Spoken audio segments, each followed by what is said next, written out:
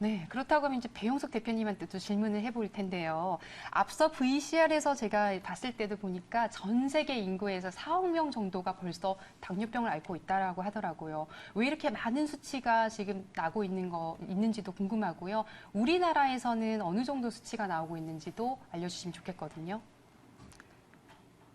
예, 전 세계적으로 70년대 이후로 급증을 하게 됩니다. 근데 왜 옛날 조선시대 때도 그렇고, 우리가 50년대도 그렇고, 이 당뇨병이 전혀 없었던 건 아니에요. 이 한의학에서는 이제 소갈병이라고 했었죠. 근데 70년대 이후에 어느 정도로 급증하는지 얘기를 드리면은요, 전 세계적으로는 70년대 3천만 명 수준이었는데, 지금 40년이 지난 지금은 4억 2천만 명이 되었고요. 그리고 우리나라 70년대 초에는 당뇨병 약을 먹는 인구가 10만 명이 안 되었습니다.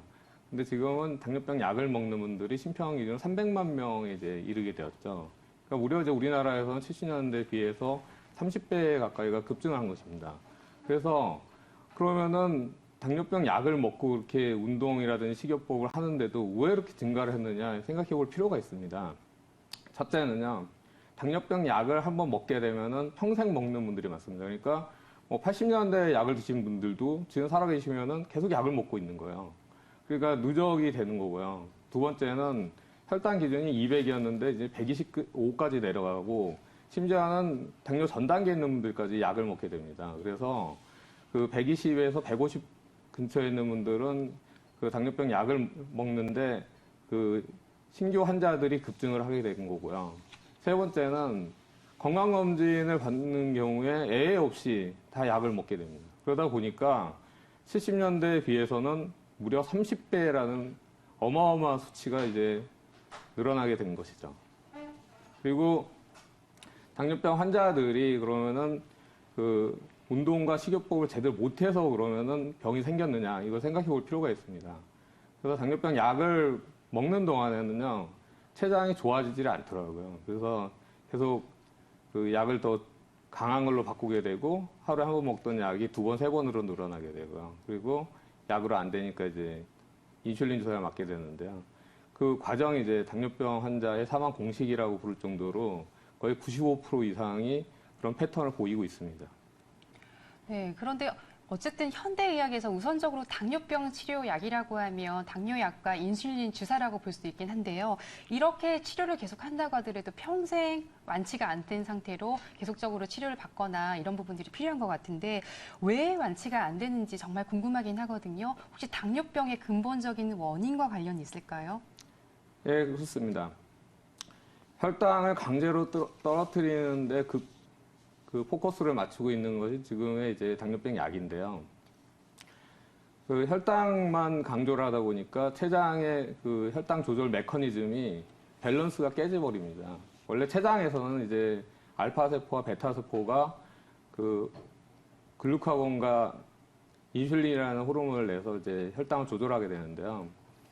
그 우리가 음식을 먹고 혈당이 올라갔을 때는 베타세포에서 인슐린 호르몬을 분비를 해서요, 혈당을 내리게 되고, 그리고 혈당이 떨어졌을 때는 알파세포에서 글루카곤이라는 호르몬을 분비를 해서 다시 정상으로 이제 올려줍니다. 근데 한쪽으로만 이제 그 혈당을 떨어뜨리는 포커스를 두게 되면은요, 그 반대쪽에 있는 쪽들이 이제 무너지는 거죠. 그러다 보니까 처음에는 150, 200에서 뭐 100으로 떨어지니까 좋아 보이는데, 결과적으로는 당뇨 말기에 쓰러져서 오시는 분들을 보게 되면 95% 이상이 다 저혈당으로 쓰러져서 오게 됩니다. 아이러니하게도 고혈당 때문에 약을 먹은 분들이 다 저혈당에 빠져서 병원에 오시는 거죠. 그러니까 저혈당의 원인이 뭐냐 이렇게 봤더니 그 당뇨병 약의 부작용이거나 인슐린 과다 투여 때문에 일어난 거였습니다. 아, 그렇군요. 이러한 당뇨병 치료나 아니면 인슐린 주사가 실질적으로 필요한 우리 그 인슐린 분비하는 세포들의 이 문제를 막아주진 못하고 있는 거군요. 그렇다고 하면 췌장에서 생기는 이 염증 세포가 왜 생기는 건가요?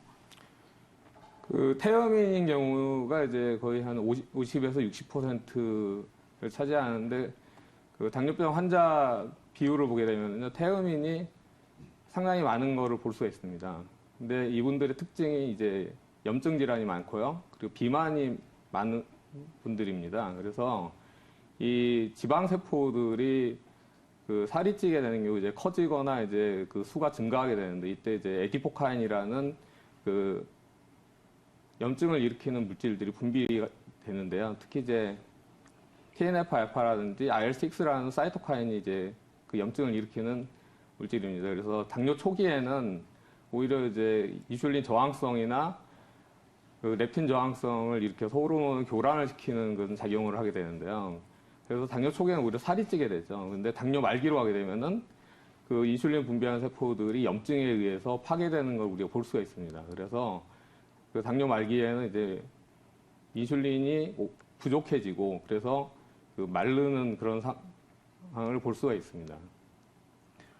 네, 지금 우리 배영숙 대표님 그 말씀을 좀 들어보면요. 이 당뇨병 약을 복용을 한다고 하더라도 당뇨가 치료가 되는 것이 아니고 또 평생 복용을 하다 보면 점점 센 약을 복용을 할 수밖에 없고 나중에는 인슐린 주사를 맞아야 되는 경우들도 있고 또 그로 인해서 이 저혈당, 쇼크에 빠지는 이런 무서운 증상들도 나타난다라고 이렇게 말씀을 하고 계시는데요. 자, 그러면 이제 당뇨병에 대해서 좀 더 정확하게 알기 위해서 이 당뇨병의 가장 중요한 인슐린은 무엇인지 또 인슐린을 분비하는 쾌도는 어떤 것인지에 대해서도 좀 알고 싶은데요. 그러니까 췌장에 이제 랑그란스 아일릿이라고 이제 궤도라는 그런 그 세포 덩어리들이 있습니다. 이 세포 덩어리들에는 이제 그 알파 세포와 이제 베타 세포가 가장 큰 역할을 하는데요. 알파 세포에서는 이제 글루카곤을 분비를 해서 혈당을 갖다가 그 올려주는 역할을 하고요. 베타 세포에서는 그 인슐린을 분비를 해서 혈당을 갖다가 내려주는 역할을 합니다. 근데 이 채도가 이제 정상인 같은 경우에는 100만 개 정도가 있는데요. 그 당뇨 전 단계인 분들은 그 절반 정도가 이제 망가지는 이제 50만 개 아래로 이제 내려가게 되고요. 그리고 당뇨 확정이 되는 분들 같은 경우는 70%가 망가져서 이제 한 30만 개 정도 수준으로 이제 떨어지게 됩니다. 그래서 이 채도가 망가지는 것을 막고 그리고 이제 그 채도를 회복을 시키는 연구가 필요한 것이고요. 이 채도들이 이제 망가지는 것을 미리 막아주는 그런 걸 통해서 예방을 할 수가 있는 것이죠.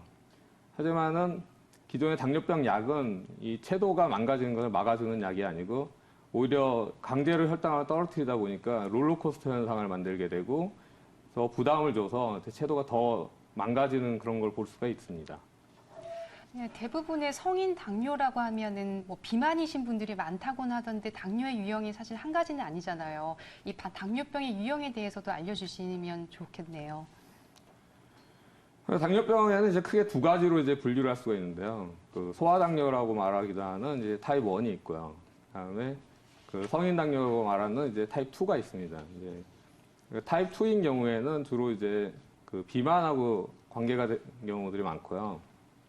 당뇨 환자의 85%는 비만에서 직접적으로 이제 오게 됩니다. 그래서 인슐린을 분비하는 세포들이 염증에 의해서 파괴돼서 그 당뇨에서 이제 그러니까 비만에서 이제 당뇨로 이어지는 것이죠. 그리고 일정 오형이 10에서 한 13% 정도 되고요. 그리고 소아당뇨 타입 1은 실제로 1에서 2% 정도가 되게 됩니다. 네, 실제로 이렇게 인슐린 부분에 문제가 생기거나 췌장에 문제가 생겼다고 하면 어떻게 보면 인슐린 주사가 어쩔 수 없는 선택의 문제라고 생각할 수가 있긴 한데요. 혹시 인슐린 주사에 대해서는 어떻게 생각하시는지요? 인슐린 주사가 과연 좋은 역할만 하고 있느냐 했을 때 그 장단점이 있습니다. 그 인슐린은 이제 오토 엔티젠, 자가 항원이라고 해서 자가 면역 질환의 원인이 될 수가 있고요.